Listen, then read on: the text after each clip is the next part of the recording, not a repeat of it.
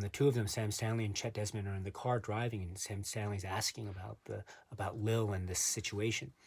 So what does Chet Desmond do? And again, please pardon me for my very poor Chris Isaak impression here, but remember, Lil's wearing a sour face. And what do you mean? He says, her face had a sour look on it. One take, one take, one take, one take.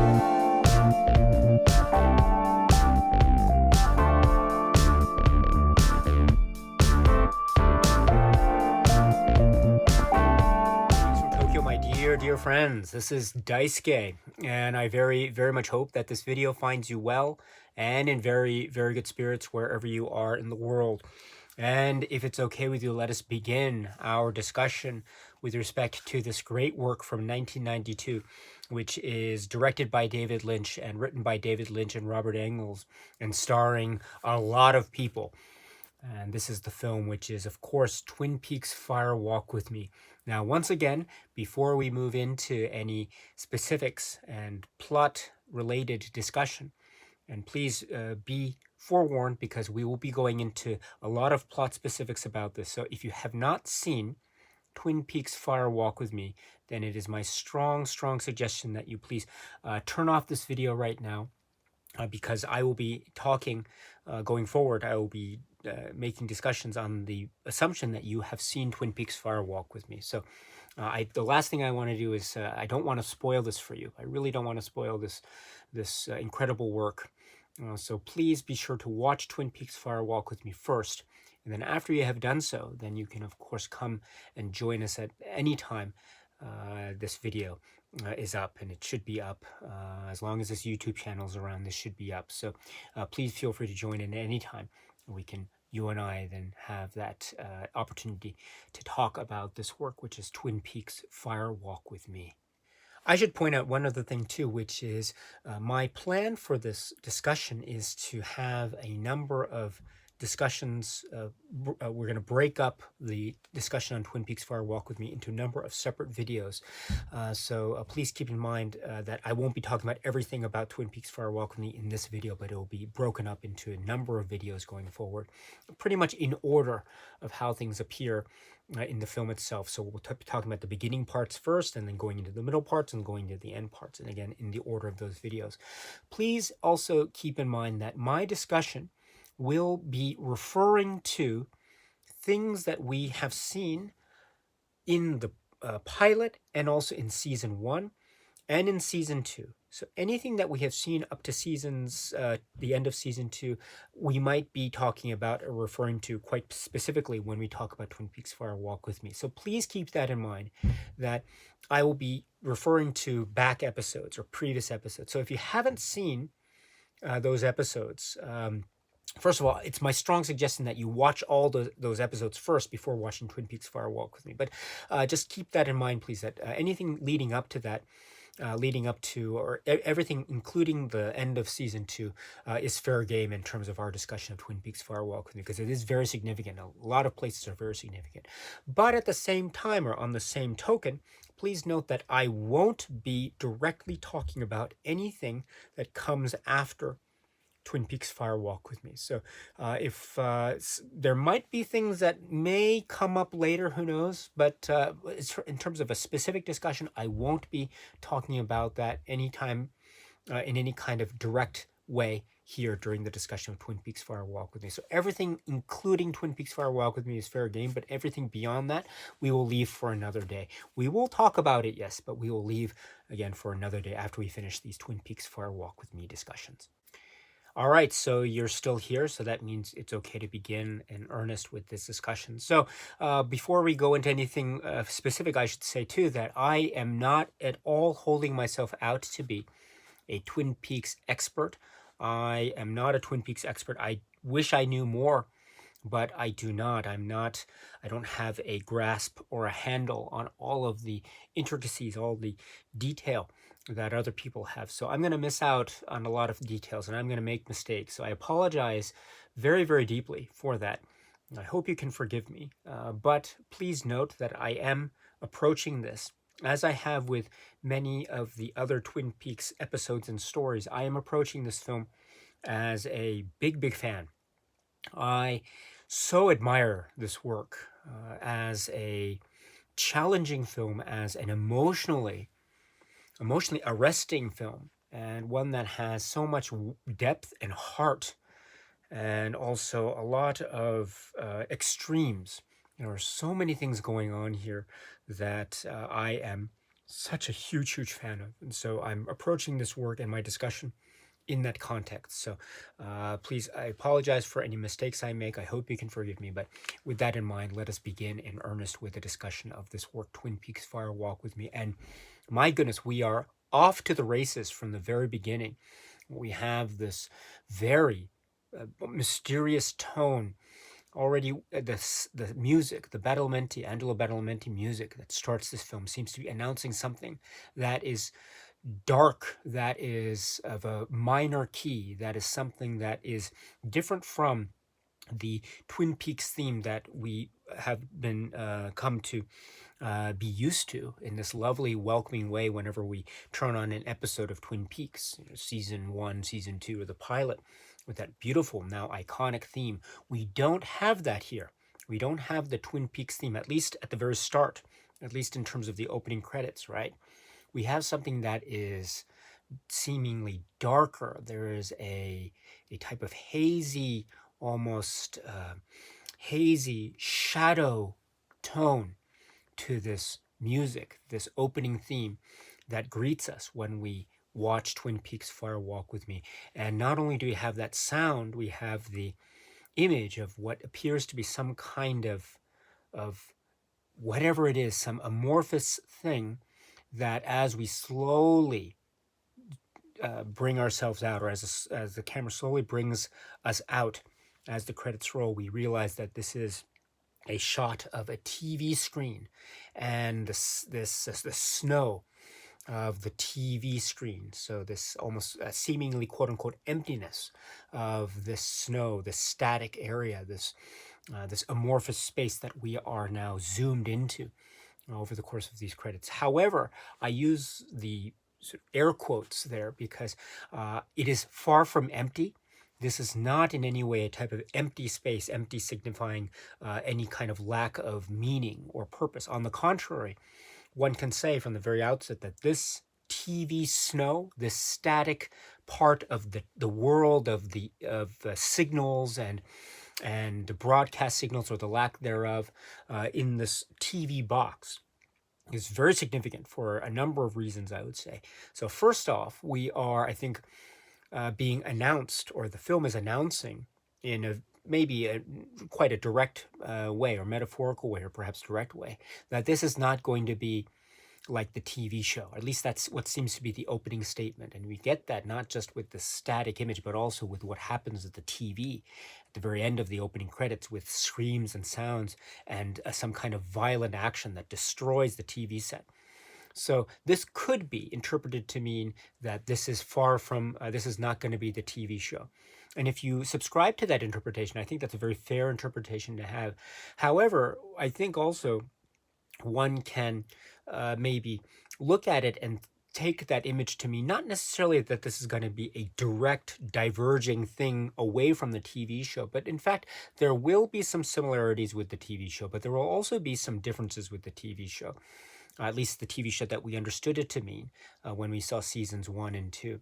That's not to say that I think there's a total divide between what we saw in seasons 1 and 2 and what we see in Twin Peaks Fire Walk with Me.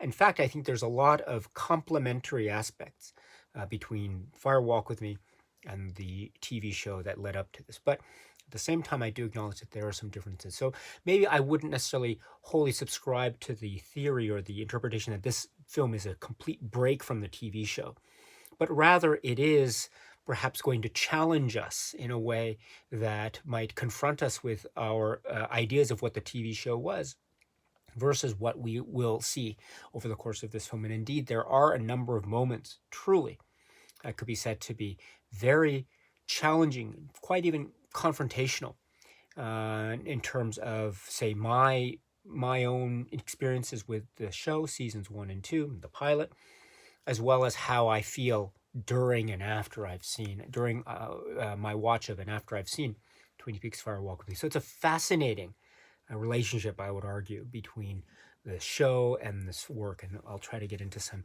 specific reasons why as we get into the nitty gritty details of the film itself. But that's one thing that can be taken away from this remarkable opening title sequence.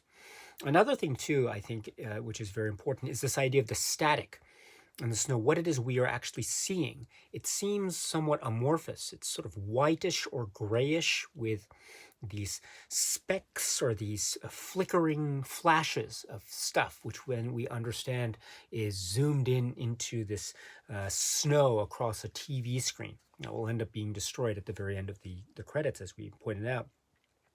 But this seems to be very important too, maybe on a subliminal level, or maybe not, maybe on a more direct level, because we understand, or we may see over the course of, say, this film, and we have seen glimpses of this or hints of this in seasons 1 and 2, this idea of static or electricity or waves or signals, some kind of signals or beats or something that travels through the air, or that travels via signals, or that travels via waves or electricity or the like. Now, we have seen this type of activity in terms of waves and signals and messages when it comes to, say, certain messages that were received with regard to Agent Cooper back in the TV show of Twin Peaks. So there's this idea of signals and messages. And there's also this idea of electricity and wavelengths and things that may or may not be between the lines of reality. And indeed, the word electricity, or the concept of electricity, can be said to be very much a key component that becomes very pronounced, one can say, especially when we get into work like Twin Peaks Fire Walk with Me. And perhaps, dare I say it, we may see some kind of activity of that sort when we get to, say, shall we put it, future stories or future aspects of the world of Twin Peaks. So this is again a very important detail to keep in mind if we are to go ahead with this. But for the time being, please note that my conversation here won't be talking about anything beyond Twin Peaks Fire Walk with Me, but it'll just be focusing on the substance at hand here. So with that in mind, I think we can. But we can always keep this in mind as we go forward with this film, and indeed any future Twin Peaks stories that we may encounter along the way. Now, that's something to keep in mind too, this idea of space and what travels in space and what flows, what comes out of seemingly nothing and ends up being not just something, but in fact a very significant something indeed. One can say that that is certainly the case, especially, or for example, how we might see that articulated throughout the course of Twin Peaks Fire Walk with Me. So that's another significant point to point out. Also, we see just one of the great glories and beautiful points of Twin Peaks, Twin Peaks Fire Walk with Me being no exception to this, is just the great cast and the great crew. It seems like just a wonderful, almost a list of such wonderful, great, cool performers and actors. And of course, we have heading that, we have Cheryl Lee as Laura Palmer, and Ray Wise as Leland Palmer. So they head this cast list. And of course, it's ended by Kyle MacLachlan's name, Special Agent Dale Cooper. So, and those bookend this marvelous list of performers that we see mentioned in this cast list here. But it's very significant, therefore, that we see the names of Cheryl Lee and Ray Wise that give top billing in this, because we are reminded that perhaps, again, based on this, that this will be a story that will be focusing in on Laura Palmer and Leland Palmer to a certain degree. To what degree that is, of course, we will discuss that as we go forward with this discussion of Twin Peaks Fire Walk with Me. But this is a very important clue going forward. And of course, we see the mentioning of David Lynch in a number of places. As a director, also as a writer, also as someone who is part of this world of Twin Peaks. So, and speaking of which, then we can go to the next part, which is the type of opening. We see already things that we have been hinted at, or things that have been hinted at, or that have been mentioned when we watch the show. But now we see those scenes actually come to life, or death, in a certain manner speaking. I mentioned death because one of the opening scenes that we witness after we hear this crash and sound and scream oh no, something's happened. It has ended this credit sequence quite abruptly, and we can then go to the next scene, which is a body, another body floating in a body of water river, and that's identified as Teresa Banks. The name Teresa Banks is a name that we have, of course, encountered in the show because it is the name of the victim of a crime that is probably a very similar crime to that which occurred in Twin Peaks at the start of the show, which gives rise to the investigation and the entrance of Dale Cooper and company, of course. But we understand also, right from the pilot days, from the early starts of Twin Peaks, we understand that the crime that occurred in Twin Peaks was preceded about a year or so prior by this crime of the murder of Teresa Banks. And indeed, here we have then the body of Teresa Banks. And so we understand that this is probably going to be a story that is dealing with the past in some way. And so how that will come about, we shall see. And so from here, I mentioned David Lynch. And after this, what do we see? Oh, of course, I should say, too, that before we get into anything else, this goes into the idea of the similarities yet differences between the film and the TV show that we will, again, see expanded upon as we go through this work, because already we have similarities in terms of how the body seems to be, again, wrapped in this way, which is not unlike what we saw at the very start of Twin Peaks, the show. But also we see some differences, the way that the body is positioned in the water. It seems the same or similar yet different than the way that the body was positioned in the water at the start of the Twin Peaks show. So there seem to be similarities and differences in that way. Also, if you recall, there was a type of process, or there was a type of way in which the body in Twin Peaks was identified. The show, the pilot episode, really took its time to get us into the mood of the place and see a number of characters that we meet, such as Josie, such as Pete, and we get the identification or the recognition of it, or the discovery of a body, and we don't know for the longest time who that body is until the authorities arrive and the police and Doc Hayward, etc. They handle the body and they remove the plastic wrapping to reveal the face of the deceased Laura Palmer. And so there was some time that was taken, as well as the way in which this allowed us, the viewers, to, again, become or start to enter into that world of Twin Peaks, if we recall the pilot, how that opened up. Well, here in Twin Peaks Fire Walk With Me, it is very quick. And indeed, it's so quick, we're given almost a little explanatory note to tell us that this is Teresa Banks. And so I think this is also suggestive of the fact that while that there are similarities in terms of the tone and look, and some of the maybe the prop choices, etc., there are going to be some differences. So that's one of the differences, the way that this information is presented to us. And that too can be linked to the fact that, remember, a little bit later on, we will be reminded about how Teresa Banks apparently was alone. There was no one to, there was no next of kin or anything, as when we hear Chet Desmond and Sam Stanley talk in the morgue scene. No one seemed to know her, at least in terms of immediate family. There were some people at Hap's Diner, Irene, etc. We'll talk about that, but and then also Fat Trout, right? But apart from those, I mean, there was no one. She seemed to be very much a person that was alone. Unlike Laura Palmer, and we understand as we go through that great story that is Twin Peaks Season 1 and Season 2 and the pilot, we understand that Laura Palmer knew so many people and she affected so many lives in this community. That's why the community of Twin Peaks was so shattered and rocked and so affected the way it was, so tragically affected the way it was by the death of Laura Palmer. Whereas Teresa Banks as a character, she seems to be alone in this world, very, very different, markedly so. Which also might explain the quickness of how the information about the death of Teresa Banks seems to be introduced to us versus the way and the pace in which this information is introduced to us with respect to the death of Laura Palmer. So that's another place I think we already see immediately. We can sense how similar yet how different a lot of this stuff is in terms of a comparison between the film Twin Peaks Fire Walk With Me and the show that preceded it. But we are already into the film proper, because then we see someone who is very familiar to us, or should be familiar to us, that for those who know the show, that is Regional Bureau Chief Gordon Cole. And Gordon Cole is now front and center in the screen. And he is standing in front of this huge picture.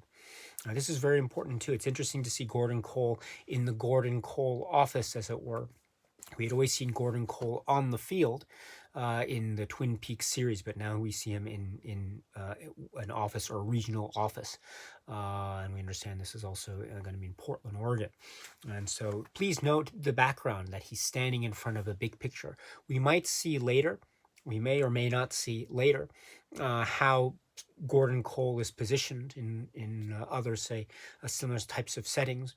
Maybe in future stories, who knows, about how pictures in the background may or may not have certain significances in terms of the plot or themes of any given moment in time in the story action of Twin Peaks. But in any event, here we have Gordon Cole, and we are immediately introduced to, or he shows us, he tells us about, get me Special Agent Chester Desmond, who seems to be in Fargo at the moment, North Dakota. And Chester Desmond is, of course, then we see someone that is being portrayed, of course, by the one, the only Chris Isaak. So we have Chris Isaak here, and we see him in the middle of arresting someone or apprehending someone, these two young women, by a school bus filled with screaming children. And it looks like they, along with someone else, are being apprehended by what we understand to be the FBI. And so Special Agent Chet Desmond, seems to be among these people, as he is being called by Gordon Cole directly over the phone there. And so we are introduced or reintroduced or reminded immediately about Gordon Cole and his hearing, thus that affects the way that he speaks, and he speaks in a very, very loud tone of voice. And he does so. Incidentally, too, I like how the first person in his office that he's speaking to, when he says, "Get me a Special Agent Chet Desmond," she doesn't seem to be fazed by his loud voice. She seems to be saying, and she's standing rather close to Gordon Cole. So I thought that was very interesting. And she walks away rather nonchalantly, and she doesn't appear to be in any way affected by just having been spoken at with this loud tone of voice. I thought that was an interesting detail. Very different from how Chet Desmond receives the message, right? He thinks it's so loud over the phone there that he has to bring down the antenna of the car there, which I think is an interesting detail. Again, it reminds us too of this idea of signals, and we are receiving signals, or information is received via signals, not unlike the signals that we had seen on the TV screen at the very start of the film, the title sequence. But now he is directed to go to the private Portland, Oregon airport to meet Gordon Cole, and there he does. And so we go after some more clips of the screaming kids and the people being arrested there. We then go to this airfield. Now, this is already a very interesting landscape, because I think from the very outset we're given a lot of seemingly contradictory bits of information all at once. Now, this is part of the great grand scheme, I think, of Twin Peaks Fire Walk With Me. This scene, this bus arrest scene with the screaming children and the women, the people being arrested, and the figures of the FBI who are in these trench coats, or these raincoats, trench coats, and then screaming Gordon Cole, etc. So, and it's in the middle of a type of open field with nice weather and the like. So it's not in a kind of urban setting, but it seems to be in a very quiet, almost peaceful setting, as it were. This is, I think, a great example of how not just Twin Peaks operates, but I think specifically how Twin Peaks Fire Walk With Me operates, in that within the same moment, or the same image, or the same cinematic moment in time, we will get a lot of things stuffed in there all at once. They might seem random, and they might seem contradictory, and sometimes we might see even images overlapped with each other. That's how stuffed single moments in time in the world of Twin Peaks Fire Walk With Me can operate. And so here we have a great example of this. We have Gordon Cole's message, we have Chet Desmond, the introduction of that, we have people being arrested, we have screaming, we have a bus in the middle of seemingly this field, beautiful weather, screaming kids and the like. And so all this information that is suddenly introduced to us and then almost vanishes in an instant, because I don't think we ever get a sense of what this situation was. It's not, I think, directly explained to us ever again in the film. But that's an example of where we get so many things that are suddenly given to us, only to be taken away at a moment's notice. And then, but we are left there to try to process all the stuff that's happening that, again, is stuffed within a single cinematic moment in time. Now, that is the great brilliance of a film like Twin Peaks. And you can take it or leave it at your own leisure. And I think there's nothing that says or subscribes to the point that you have to understand and absorb and interpret every single moment that happens in Twin Peaks Fire Walk with Me, or in any story of Twin Peaks, or any work of David Lynch for that matter. There's no rule that says you have to do that, but we are given the opportunity to do so, even in moments that are just there and they're gone in an instant, because all of the stuff is stuffed in there. All this stuff is overlapping and perhaps even fighting with each other for attention. It's that type of strong contradictory base that we see. And this, I think, opening moment is a great example of this going forward. And then, of course, that brings us to the airfield and the meeting. Chet Desmond arrives, but of course we see Gordon Cole and someone else standing with Gordon Cole, David Lynch, none other than Kiefer Sutherland, which is interesting, carrying a huge thing there. And he's also wearing the coat, although note the tie difference, which is also very interesting, the bow tie difference. We understand that this is Special Agent Sam Stanley.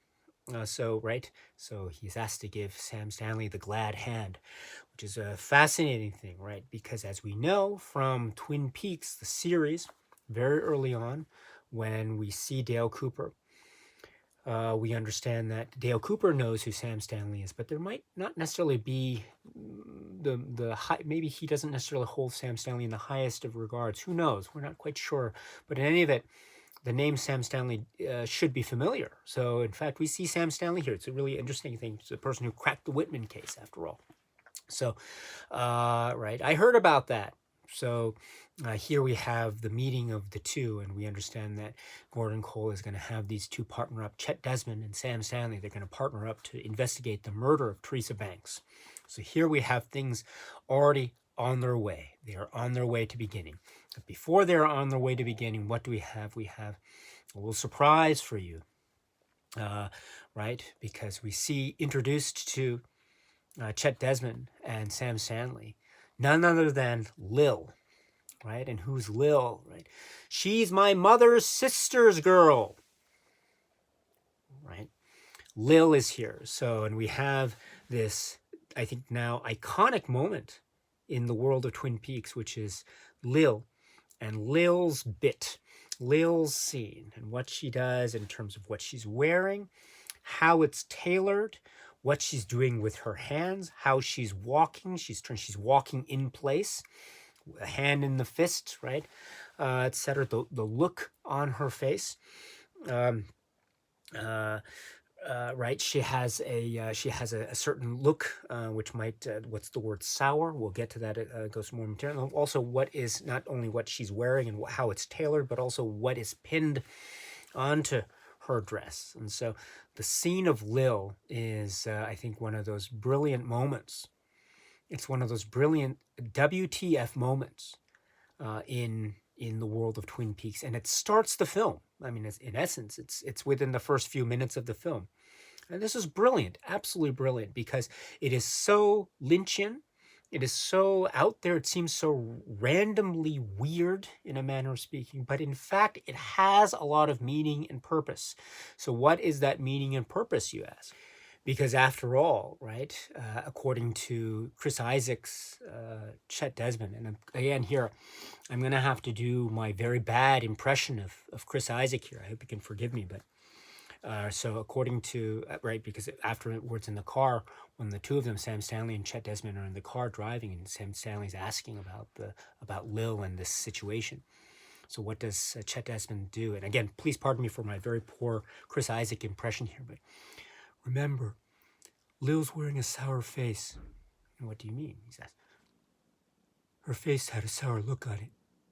So that is the expression there. So there's a sour look and blinking, and of course this and the tailored dress, and the fist, and walking in place. So this all, and she's my mother's sister's girl. What's missing in that? The uncle, probably sheriff's uncle, etc., etc. So this is all part of the messages, the signs and symbols and signals that is used to interpret what's going on. Now, there is a type of interesting interplay that's going on here, right? Because now this is how Gordon Cole is giving his brief to Chet Desmond, the brief, the mission. The mission is to go to Deer Meadow and to go and encounter the local authorities in Deer Meadow. But according to the messages that are all in there, embedded in the performance of Lil and her look, etc., we understand that there will be some trouble, expected trouble with local authorities, maybe federal, as Chet Desmond mentions under his breath. And also there might be a lot of legwork. There might be a lot of difficulty in getting through, which we will see when a little bit later when we see Chet Desmond and Sam Stanley go to the office, which probably furniture included, probably cost $27,000. And then we see Deputy Cliff and, of course, Sheriff Cable. A little picture there, Cable, Ben, Steele. We'll get to that momentarily. But, of course, this is the moment where we or he, or we through him, are interpreting this stuff, this thing that goes on, and they might seem almost, and also the idea of the tailored dress is a sign for drugs. And I like, oh, okay, I like Sam Stanley's reaction to that. And then, so we have all this stuff, which is very interesting, right? Because in the world of Twin Peaks, we know that there are ways in which symbols and signs and signifiers operate in the world of Twin Peaks, not just within the world itself, but also how we as viewers interact with that world. And we watch this episode and we see the signs and we see symbols and images that seem to us and to a lot of people, in terms of many forms of interpretation of this work, they can mean things. One thing means something else. Things stand in for other things. Metaphors, signifiers, interpretations, etc. And I think we have that so crystallized so well in the scene with Lil. And I think this too it can be seen, I think, as a type of homage or respect. It also might be seen in many ways almost as a type of parody as well. However you take this scene, again, this scene about Lil, which is about interpretation, I think itself can be interpreted in many different ways, which I think itself is its own sort of meta point to be made, which is a great one to make, I think. But in any event, what my point here is that we have in this scene crystallized just how the world of Twin Peaks is interacted with. I think that's a really fascinating bit of meta poetry, in a manner of speaking. Also, it's just a cool scene because you have a personage like Lil coming out of seemingly nowhere and just making the impact that she does. It's fantastic. And then also it has a certain utility as well, because we understand, if we recall, Gordon Cole, in terms of how loud he speaks, how much he gives away when he's speaking. I'm sure there might be people who are beyond the airfield there who can listen, who are still within earshot and who can listen to everything that he's saying. So if he were to give his brief with this information, this very highly classified information, if he were to give this information in word form, then I'm sure he would be giving the game up immediately to any eavesdroppers who might be nearby. So that's why he has to give it in the form of this cryptic clue, a la the performance of Lil, which I think serves a type of utility as well. So it's not, quote unquote, just a random weird thing, but in fact it's something that serves the logic of Twin Peaks as we understand it, via our knowledge and experience with Gordon Cole and everything that he stands in for. So this is a very important component from the very outset, I think. It's very consistent and organic with the world of Twin Peaks, as well as being a type of bit of meta poetry. And we should point out too what is pinned onto the dress of Lil, none other than what? A blue rose.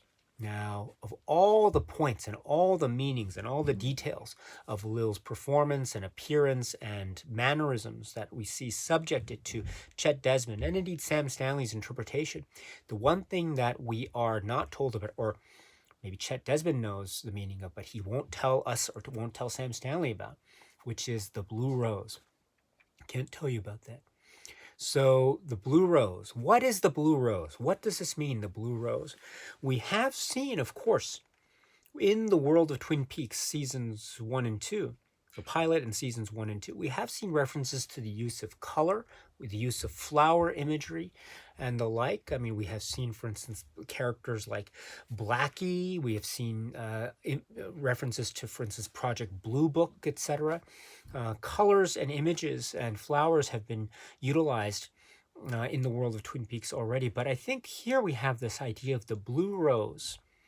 And from the way in which Chet Desmond is responding to Blue Rose, we might have the sense that this might have some meaning or significance to it that maybe may or may not be something that is of grand significance or indeed, or it might be something that is ultimately nothing. Who knows? Who knows? But let's keep this in mind. What, if any, significance this image of the blue rose, or this thing that appears to look like a blue rose, what significance this may or may not have going forward? And so it's another question that may or may not have an answer, but it's one that maybe we can keep in mind going forward. The blue rose, fascinating stuff indeed when we talk about this world of Twin Peaks and Fire Walk with Me.